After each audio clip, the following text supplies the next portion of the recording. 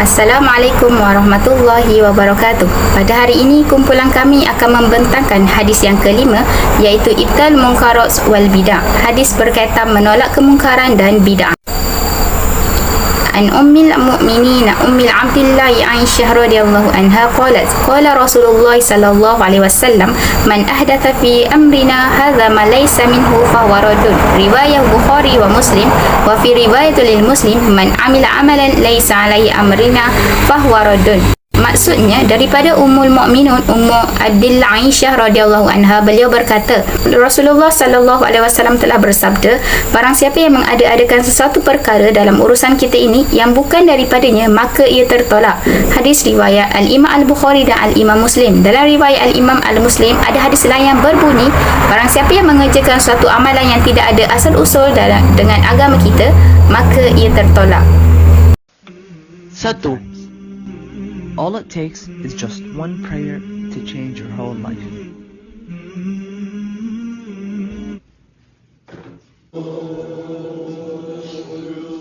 Assalamualaikum.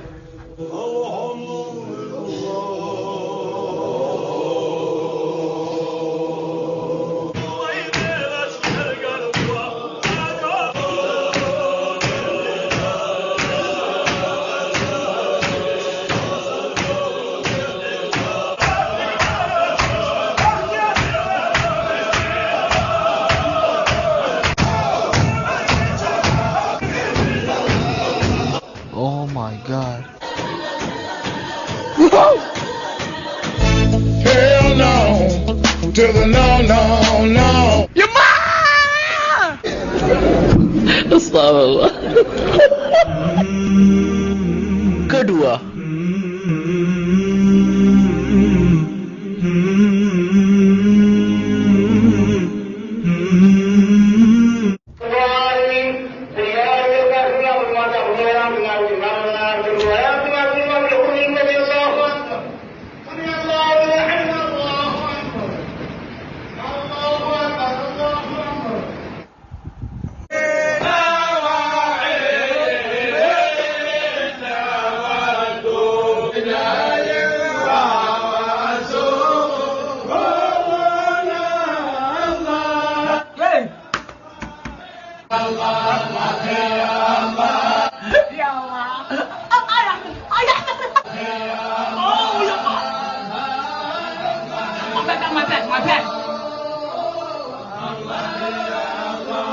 Hari ini saya akan menerangkan istilah hadis.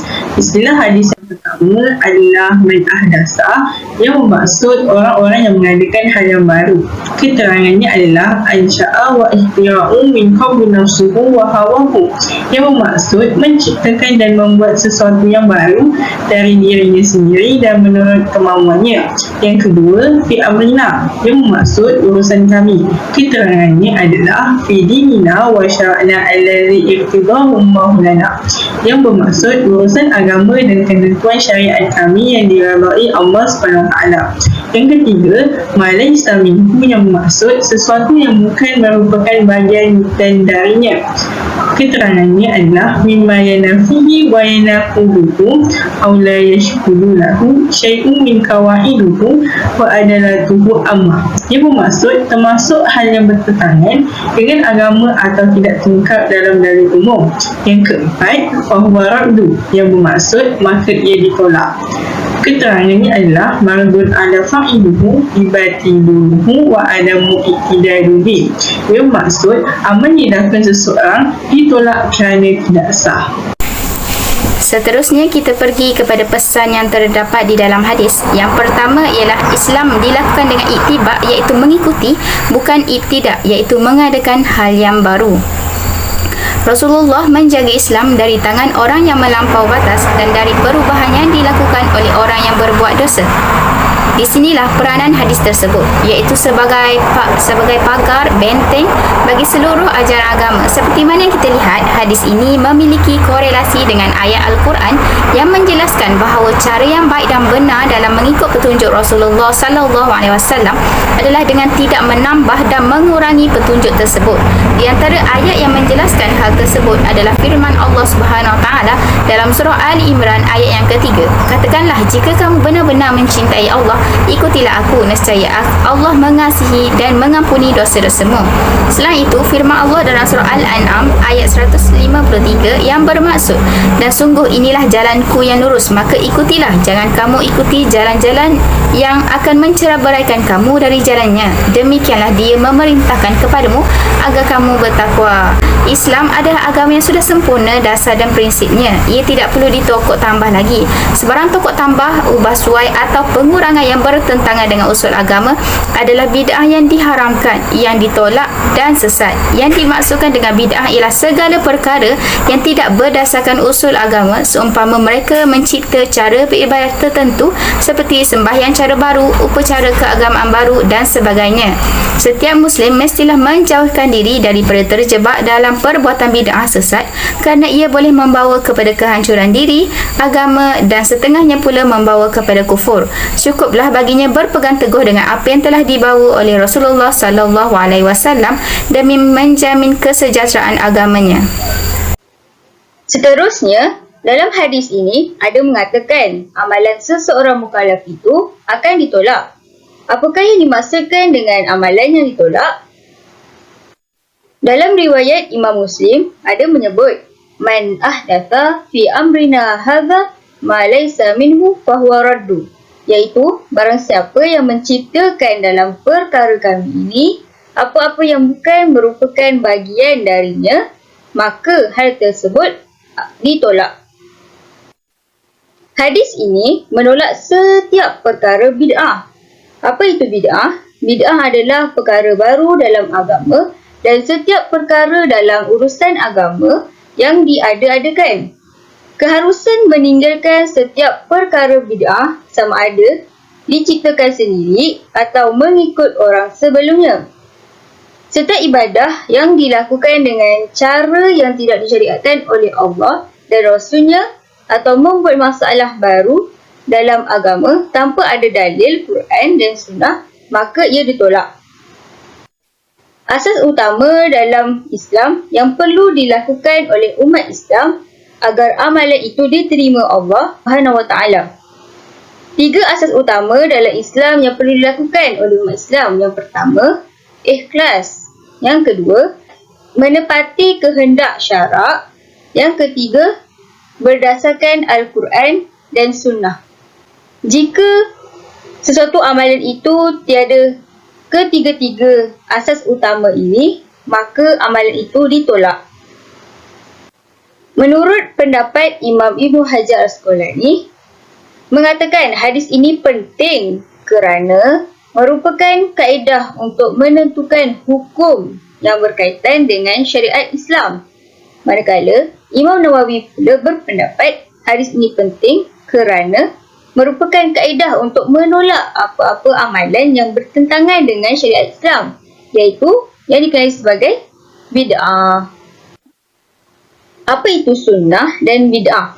Sunnah ialah setiap amal ibadat yang pernah dilakukan pada zaman Rasulullah sallallahu alaihi wasallam.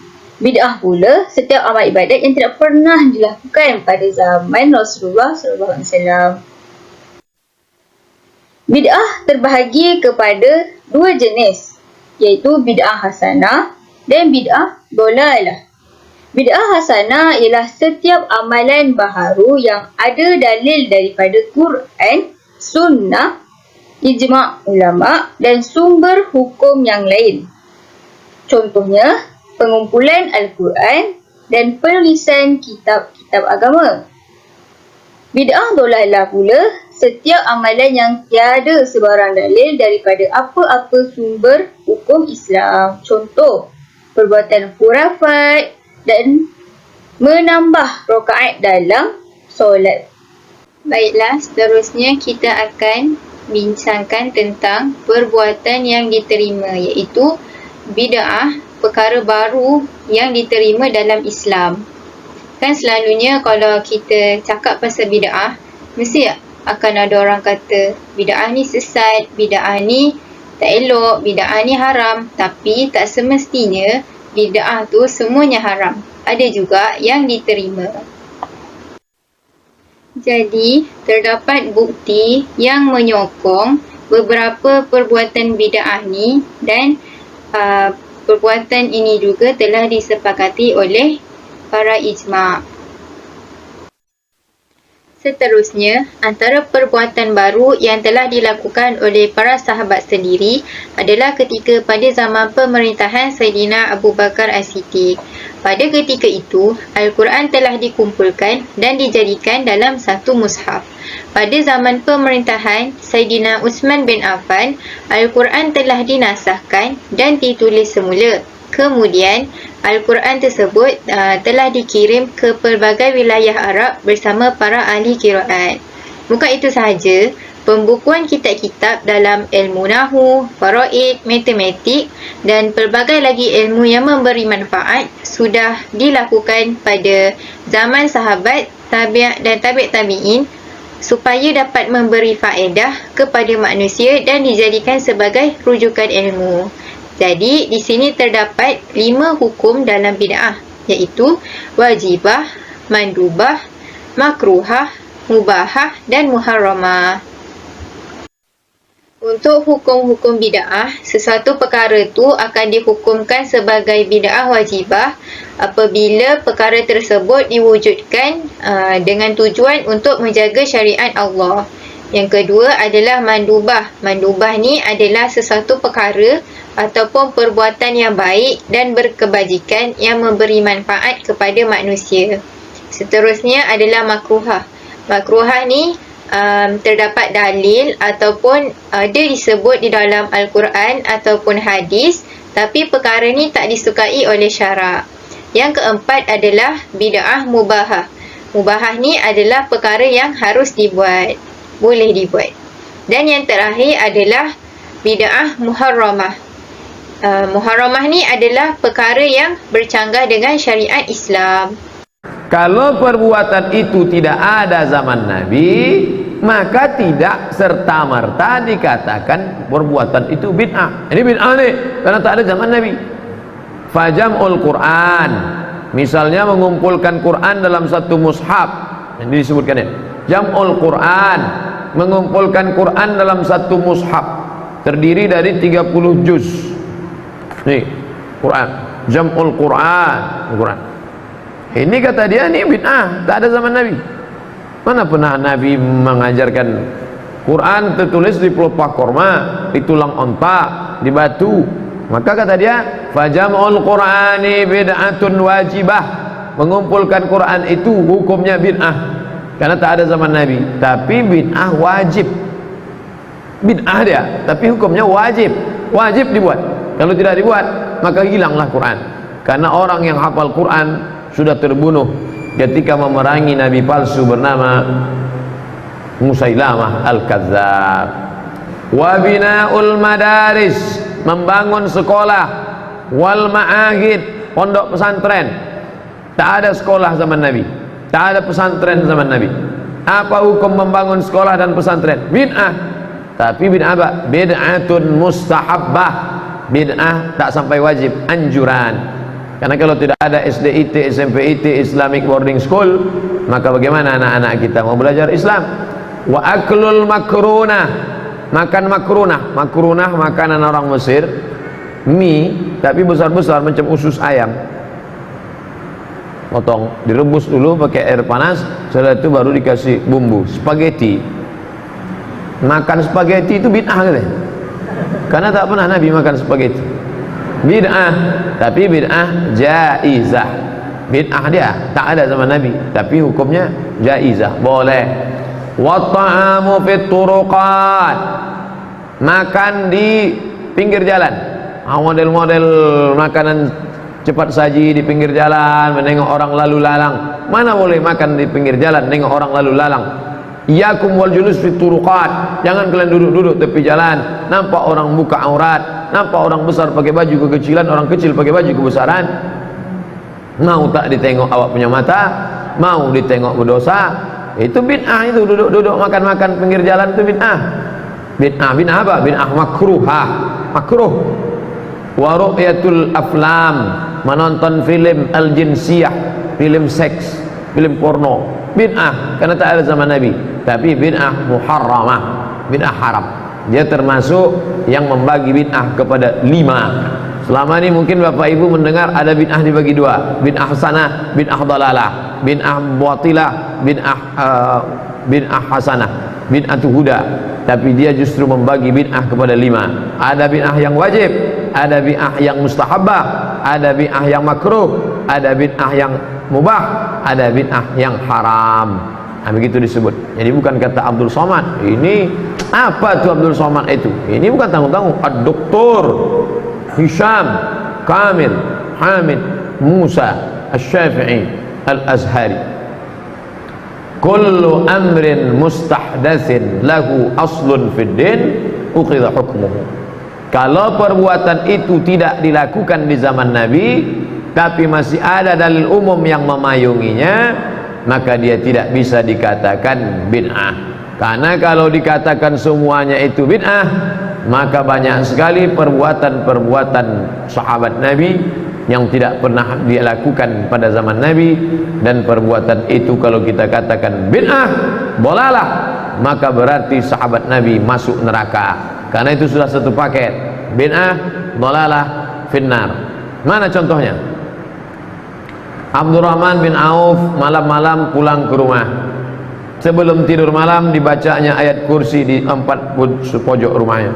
Allahu la ilaha qayyum la ta'khudhuhu sinatun wa la nawm lahu ma fis samawati wa ma fil ard. Man alladhi yashfa'u 'indahu illa bi idhnihi ya'lamu ma bayna aydihim wa ma khalfahum wa la yuhituna bi shay'in min 'ilmihi illa bima sha'a. Wasi'a kursiyyuhu as-samawati wal ard wa la ya'uduhu hifdhuhuma wa huwal 'aliyyul 'azim. Satu sudut sana baca lagi Allahul qayyum la ta'khudhuhu sinatun wa la nawm sampai habis. Sudut belakang Allahu la ilaha qayyum la ta'khudhuhu sinatun wa la nawm. Sudut belakang Allahu la qayyum la ta'khudhuhu sinatun wa la nawm. 4 sudut dibacanya ayat kursi setiap malam. Asal pulang dia ke rumah dari musafir, dari pergi kemana berjalan, sebelum tidur malam dibacanya 4 sudut rumahnya. Begitu disebutkan oleh Imam Az-Zahabi dalam kitab Syiar A'lam An-Nubala, dalam biografi Abdurrahman ibn Auf. Maka perbuatan membacakan ayat kursi di 4 pojok rumah itu tidak pernah dilakukan Nabi. Kalau begitu bid'ah dia, ya, tapi bukan dhalalah. Itulah yang dikatakan oleh Imam Syafi'i, al-bid'atu bid'atani. Bid'ah itu terbagi 2. Idza wafaqatis syari'ah, idza wafaqatis sunnah. Kalau dia masih dipayungi oleh hadis, masih ada dalilnya secara umum, fa bid'atu huda, maka dia bukan dhalalah tapi hidayah, huda. Idza khalafatis sunnah, tapi kalau dia bertentangan dengan sunnah, perbuatan itu tidak pernah ada dalam zaman Nabi dan tidak ada dalilnya sama sekali yang bisa menaungi memayunginya, maka dia bid'ah mazmumah, maka dia perbuatan mazmumah, haram, tercela. Contoh yang dilakukan orang Syiah pada saat Asyura 10 Muharram, di sana makam Sayyidina Al-Husain. Saya termasuk pencinta Sayyidina Al-Husain, tapi saya tidak melakukan perbuatan yang Sayyidina Al-Husain sendiri pun tak suka. Di sana makam Sayyidina Al-Husain, dari sini dia sudah mulai menarik celana sama roknya diangkat ke paha karena tidak mau berjalan dengan kaki untuk naik ke tangga-tangga Sayyidina Al-Husain. Lututnya sampai berdarah-darah. Mungkin Bapak Ibu ada yang pernah dapat videonya. Berdarah-darah lutut sampai. Ada yang lebih parah lagi. Dari mulai anak tangga pertama udah dijulurkannya lidahnya. Wah, darah-darah. Saya menengoknya aja. Gimana dia besok makan lontong sayur? Habis luka. Untuk mendekatkan diri kepada Sayyidina Husain, diambillah itu pisau, lalu diikat pakai rantai, dipukul-pukulkan ke sampai luka. Dan anak-anak kecil pula dibuka kepalanya, dipukulkan ke sini.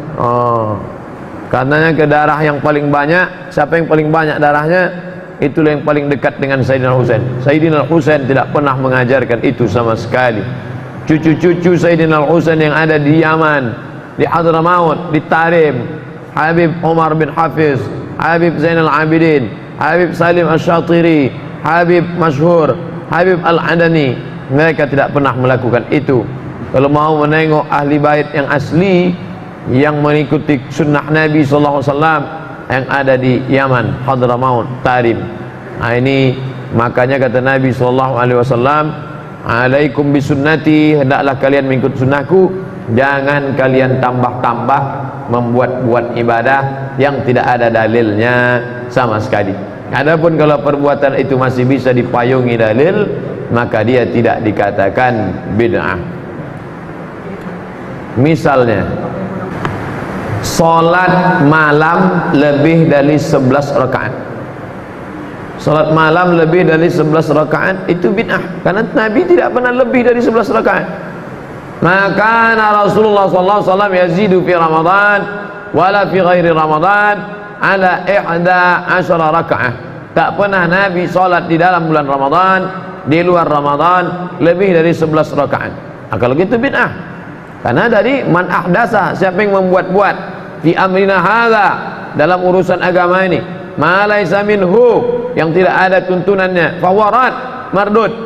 Lalu bagaimana dengan ulama yang salat lebih dari 11 rakaat? Siapa dia? Imam Ahmad bin Hanbal. Imam Ahmad bin Hanbal berapa salatnya? Nama anaknya Abdullah. Ditanya orang lah, Abdullah, ya, engkau anak Ahmad bin Hanbal? Betul. Ayahmu itu salat malamnya kalau ditotal campur sama siangnya sekali berapa rakaat sehari semalam? Salasami'ati rakaat, 300 rakaat. Ahmad bin Hanbal 300 rakaat. Kalau dipakai kaedah tadi, kalau perbuatan itu tidak dilakukan Nabi, tidak ada zaman Nabi, maka perbuatan itu bid'ah, bid'ah dhalalah, masuk neraka. Berarti Imam Ahmad bin Hanbal masuk neraka karena berani-berani menambah salat dari 11 rakaat, bukan tanggung-tanggung, bukan macam kita dari 11 cuman kita tambah 23 tarawih. Dia langsung dia tambah 300 rakaat. Na'udzubillah. Disitulah hebatnya Imam Syafi'i. Bayangkan kalau tak ada Imam Syafi'i membagi al bid'atu bid'atani, bid'ah itu dibagi dua.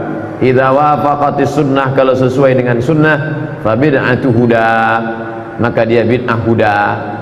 Idza khalafatis sunnah, kalau bertentangan dengan sunnah, fa bid'atun madhmumah, maka dia bid'ah yang tercela. Maka salat malam itu tidak ditengok rakaatnya. Kenapa Nabi cuma 11 rakaat? Karena ayatnya panjang. Nabi mau ambil keutamaan tegak lama. Wa kunu ma'al qanitin,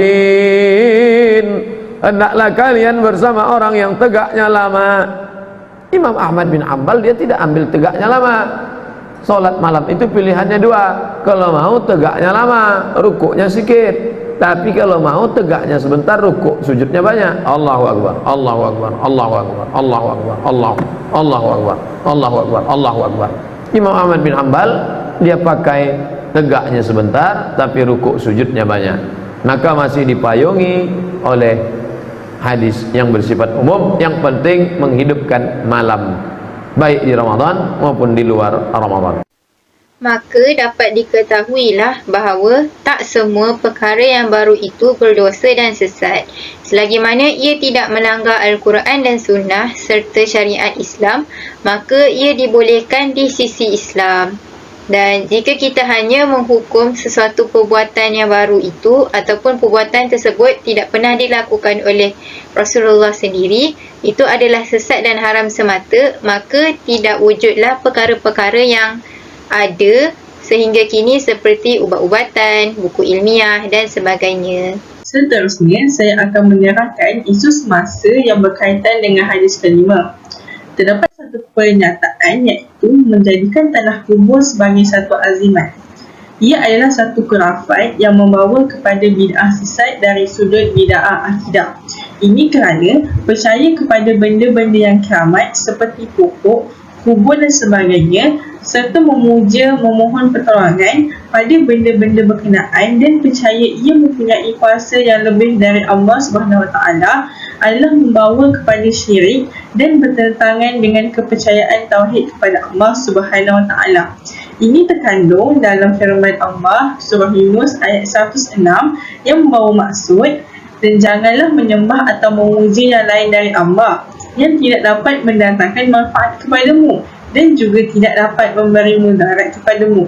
Sekiranya engkau mengerjakan yang demikian, maka jadilah engkau orang-orang yang berlaku zalim terhadap diri sendiri dengan perbuatan syirik itu. Suka untuk saya ulas satu pernyataan ni.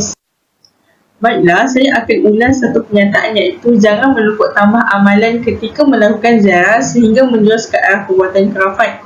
Ini dapat dikaitkan dengan satu petikan berita, iaitu jangan lakukan perbuatan khurafat di kubur Nik Aziz, Mufti Kelantan. Perkara ini diulas oleh seorang Mufti Kelantan, iaitu Datuk Muhammad Syuki Muhammad, mengulas mengenai perbuatan sesetengah individu di Kelantan yang didakwa mengambil tanah kubur Tuan Guru Nik Abdul Aziz untuk dijadikan azimat dan juga kepentingan mereka sendiri.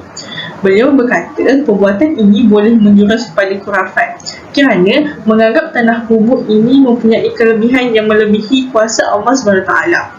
Mereka menganggap tanah kubur daripada orang yang berilmu ataupun orang alim ulama ini seperti Tuan Guru Nik Abdul Aziz adalah sebagai ubat, penawar dan juga azimat yang mereka boleh gunakan untuk kepentingan mereka.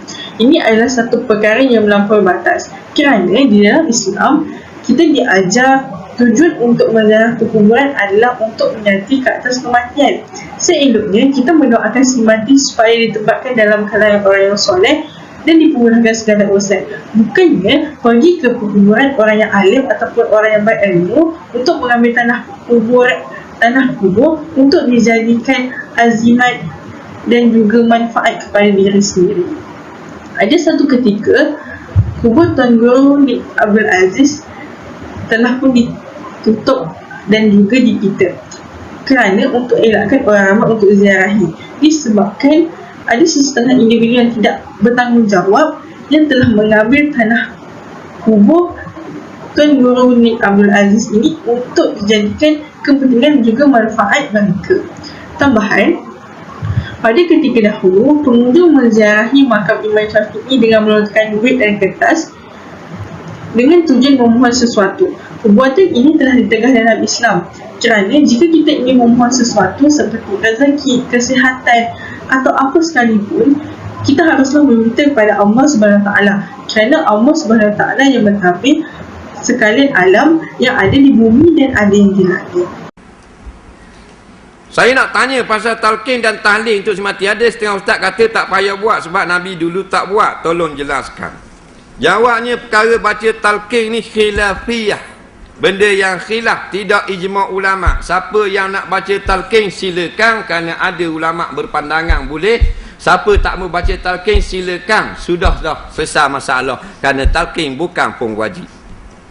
Nah, balah bahlul. Tak ada kira siapa-siapa. Walaupun dia ustaz bahlul. Kerana orang tanya ulama' besar, dia jawab gitu. Nampak? Di antaranya almarhum Syekh Ali Jadul Haq, mantan Syekhul Azhar yang lepas. Seorang ulama' yang sangat besar. Dia jawab talqin sunat di sisi dua mazhab tak sunat. Siapa yang nak baca silakan, memberi faedah bagi orang yang mendengar di atas kubur dan bagi mayat dengan izin Allah. Kalau Tuhan tak izin, tak dengar apa-apa. Tak? Siapa yang tak mau baca talqin, tak apa, memada dengan doa dan istighfar kerana perkara ini bukan wajib. Selesai masalah. Jadi tak buat pun tak apa, nak buat pun tak apa. Kena dengan caranya, jangan tak kena cara. Jangan balah benda-benda khilafiyah. Kalau dia kata bid'ah Nabi tak buat, benda kita tak boleh buat, itu bukan dalil. Nampak? Kalau orang mengaji usul fiqh, nampak? Pengkajian tentang istinbat daripada dalil benda madlul. Kita pun orang tanya mana sebab benda ni tak sunat buat. Dia kata sebab Nabi tak buat. Kalau sebab Nabi tak buat, kambing boleh jawab gitu. Beruk boleh jawab gitu. Apa tak nak? Beruk arti Nabi tak buat. Sedap gamak. Orang mengaji apa nak pecoh, otak-otak nak orang tu bik dalil. Jangan jawab Nabi tak buat gitu. Kalau Nabi tak buat, kita tak buat. Dah pilihan raya. Ada Nabi buat. Ni Quran bubuh kertas kacik ada buat? Tak ada lama Nabi, mana ada kertas gini. Buku hadis ada nama Nabi? Tak ada. Tak ada belaka. Dah lewat lah. Pasal kipas ada lama Nabi? Tak boleh pasang? Dalam pasang perlu jeruk dah. Jadi itu bukan dalil. Kalau kata mana dalil tak lewat, Nabi tak buat. Kata bodoh tu. Kalau ustaz bodoh jawab itu. Itu bukan dalil. Kesimpulan yang dapat saya simpulkan daripada hadis 5 ini iaitu menolak kemungkaran dan bid'ah ialah setiap ibadat yang dilakukan mestilah berpandukan petunjuk syarak sebagai syarat untuk diterima amalan oleh Allah Ta'ala. Bid'ah ini terbahagi kepada 2 jenis. Bid'ah hasanah dibolehkan manakala bid'ah dolalah wajib ditolak. Yang ketiga, menjadi kewajipan sebagai umat Islam untuk menuntut ilmu supaya dapat membezakan di antara yang hak dan yang batil. Sebagai umat Islam, wajib untuk menolak segala amalan yang berbentuk khurafat dan syirik terhadap Allah Ta'ala. Al-Quran, hadis, ijma' dan qiyas merupakan sumber perpaduan Islam yang perlu dirujuk untuk menentukan sesuatu hukum tersebut. Islam adalah agama yang berdasarkan ittiba', iaitu mengikut berdasar dalil-dalil, iaitu dalil Quran dan Sunnah. Agama Islam agama yang sempurna, tidak ada kekurangan di dalamnya, maka tidak perlu ditokok tambah lagi. Setakat itu sahaja daripada saya. Sekian, wabillahi taufiq wal hidayah. Wassalamualaikum warahmatullahi wabarakatuh.